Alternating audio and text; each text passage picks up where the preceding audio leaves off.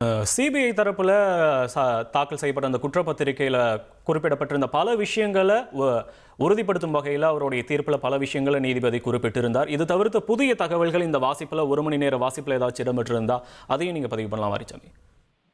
அதாவது இன்னைக்கு சிபிஐ இந்த வழக்குல துரிதமா செயல்பட்டு 3 மாத காலத்துல சிபிஐ கைக்கு போன 3 மாத காலத்துல 2427 பக்கம் குற்றப்பத்திரிகையை தாக்கல் பண்ணாங்க. அந்த குற்றப்பத்திரிகையை ஃபுல்லா அதை தேரி பண்ணி அதுல இருந்து கிட்டத்தட்ட ஒரு 150 பக்கம், அதாவது 150 பக்கம்ன்றது இவரோட கன்க்ளூஷனும் அதுல இருக்கும், நீதிபதியோட தீர்ப்போட கன்க்ளூஷனும் இருக்கும். அது போக இதுல எப்படினாலும் ஒரு 50-60 பக்கங்கள் சிபிஐ தரப்பில் உள்ள வாதங்கள் தான் இருக்கும்.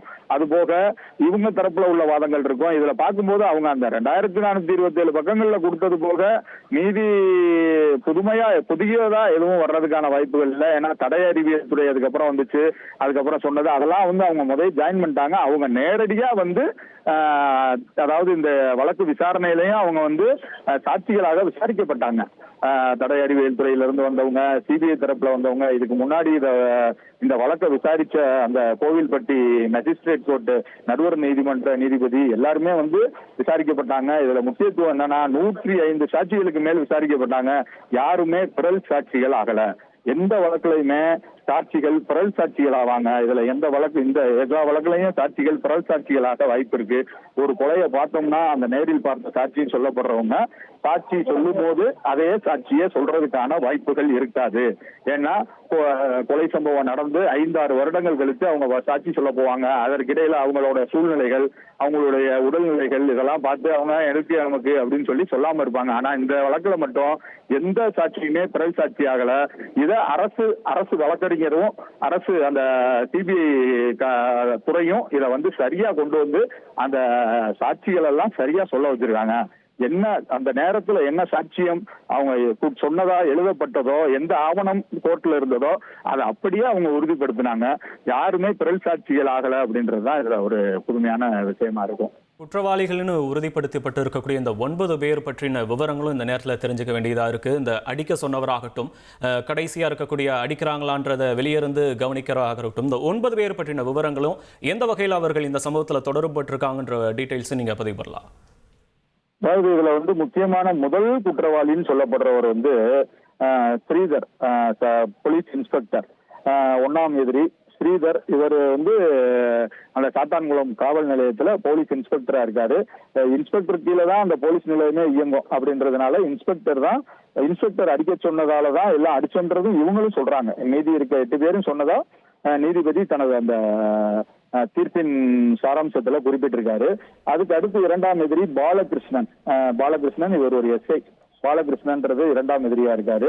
அதற்கு அடுத்து 3ஆம் எதிரி ரகு கணேஷ். இவரும் இவங்க பேர் மேல எல்லாம் பழைய அந்த ஐசிசி செக்ஷன் படி 302 கொலை வழக்கே இவங்க மேல பதிஞ்சிருக்காங்க. அதனால இவங்க எல்லாம் அந்த 3ஆம் எதிரி ரகு கணேஷ்.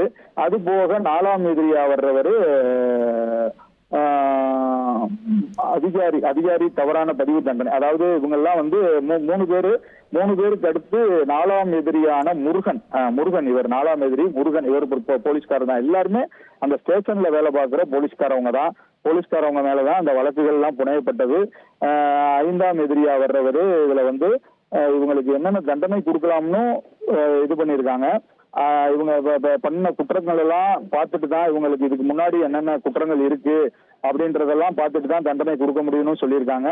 5ஆம் எதிரியா வர்றவர், 8ஆம் எதிரியா வர்றவர் தாமஸ் பிரான்சிஸ், 7ஆம் எதிரியா வர்றவர் இதுல நமக்கு கிடைத்திருக்க தகவல் படி 5ஆம் எதிரி 6ஆம் எதிரி முத்துராஜா, 5ஆம் எதிரி இதுல ஏற்கனவே ஒருத்தர் சாமதுரை என்ற போலீசாரு. 5ஆம் எதிரி, 6ஆம் எதிரி முத்துராஜா, 7ஆம் எதிரி முருகன். அடுத்து 8ஆம் எதிரி சொன்னவங்க தான் அந்த வெளியில இருந்து அந்த அதாவது அவங்க போலீஸ்காரவங்க அடிச்சப்ப வெளியில இருந்து பாத்துக்கிட்டாரு. வெளியில இருந்து யாராவது ஸ்டேஷனுக்கு வர்றாங்களா வரலையா அப்படின்றத பாத்துக்கிட்டாரு அப்படின்னு சொல்லி அந்த 8ஆம் எதிரி மேல அந்த இது சொல்லியிருந்தாங்க. 8ஆம் எதிரியா வர்றவர் இதுல 9ஆம் எதிரி வெயில்முத்து அப்படின்றவரு. 8ஆம் எதிரியா வர்றவரு அப்ப அந்த 8ஆம் எதிரி இவங்களுக்கு கொடுக்கப்படுகிற தண்டனை, இவங்களுக்கு என்னென்ன தண்டனை கொடுக்கலாம், எவ்வளவு இது ஃபைன் போடலாம் அப்படின்றதெல்லாம் இதற்கப்புறம் தான் தெரிய வரும்னு அதுல சொல்லியிருக்காங்க. இந்த 9 எதிரிகள், 9வது எதிரி கடைசியா வர்றவர் 8ஆம் எதிரி வெயில்முத்து, 9ஆம் எதிரி வெயில்முத்து, 8ஆம் எதிரி நமக்கு கொடுத்திருக்க அந்த தகவல் படி 8ஆம் எதிரி 8ஆம் எதிரி செல்லத்துறைன்றவர், செல்லத்துறை. இந்த 9 எதிரிகளுக்கும் வரிசையா இது பண்ணியிருக்காங்க. அதுல முதல் எதிரி இன்ஸ்பெக்டர் தான், 2ஆம் 3ஆம் எதிரி வந்து அந்த சப் இன்ஸ்பெக்டர்ஸ். இதுலதான் அவங்களோட தண்டனை விவரம் இதுக்கு பின்னாடி தான் தெரிய வரும் அப்படின்னு எதிர்பார்க்கிறோம். நன்றி மாரிசாமி, உங்களுடைய விரிவான தகவல்களுக்கு நன்றி. சாத்தான்குளம் தந்தை மகன் கொலை வழக்கில் தற்போது குற்றம் சாட்டப்பட்ட 9 போலீசாருமே குற்றவாளிகள் தான் அப்படின்னு ஒரு தீர்ப்பு, பரபரப்பு தீர்ப்பு வெளியிடப்பட்டிருக்கிறது.